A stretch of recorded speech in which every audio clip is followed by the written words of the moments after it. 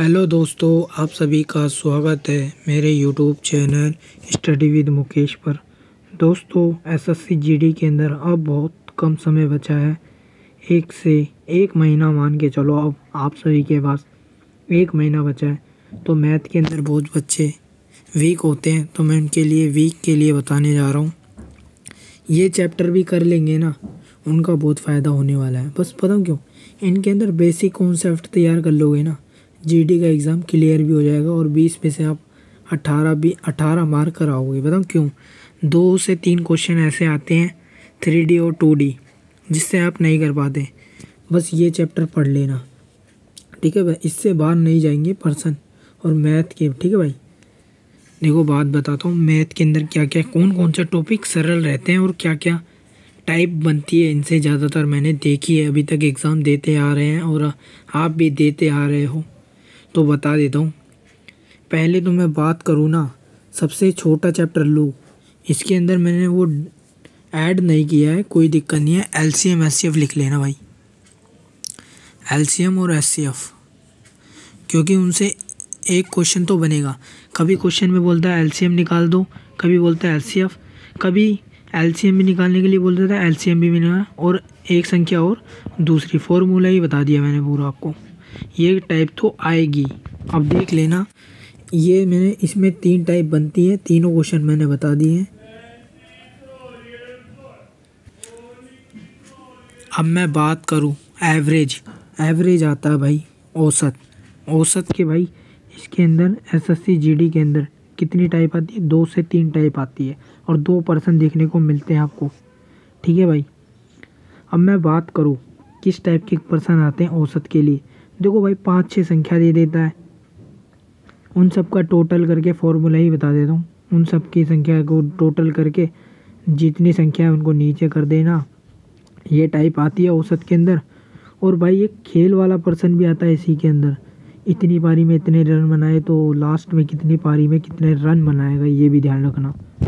अब रही बात परसेंटेज की, परसेंटेज में किस टाइप के पर्सन आते हैं? तो भाई फ्रैक्शन याद करना। परसेंटेज के अंदर जितनी भी फ्रैक्शन होती है, सारी फ्रैक्शन तैयार कर लेना।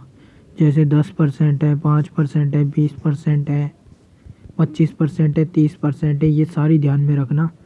अब रही बात इसमें क्या क्या टाइप रहती है।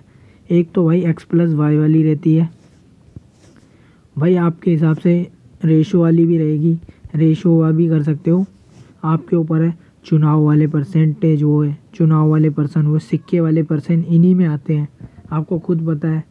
अब मैं बात करूँ लाभ हानि की, लाभ हानि देख लेना। ये देखो मैंने कितने टॉपिक बता दिए आपको। मिश्रण देखो, औसत भी बता दिया और एलसीएम एचसीएफ भी बता दिया है, ठीक है। कितने टॉपिक हो गए? 4 टॉपिक। अब 5वां टॉपिक लो, लाभ हानि में। लाभ हानि में क्या रहता है भाई? लाभ हानि के अंदर पता क्या, 400 को देके 500 की 450 की देके 500 की वैल्यू पूछता है, कितने का लाभ हुआ। इस टाइप के परसेंट रहते हैं। एमपी और एसपी, सीपी, ये सारा ध्यान रखना है यहाँ पे भाई। कॉन्सेप्ट यहीं से बनने वाले हैं और मैंने टाइप बता दी, वही काम करेगी आपकी। अब रही साधारण ब्याज और चक्रवृद्धि ब्याज, तो इनका छोटा छोटा कॉन्सेप्ट देखें ना, तो चक्रवृद्धि निकालने का फॉर्मूला, साधारण ब्याज निकालने का फॉर्मूला, आप PRT/100, PRT/100 ये ध्यान में रखना। साधारण ब्याज भाई कुछ बंदे इस तरीके से भी कर रहे हैं, मैंने देखा है। 2 साल का चक्रवृद्धि ब्याज निकालना है तो इस टाइप से भी कर रहे हैं, 3 साल का निकालना है तो ऐसे निकाल रहे हैं। तो भाई अपने हिसाब से ना, जो आपको सरल लगे ना, उस तरीके से निकालने की कोशिश करा करो।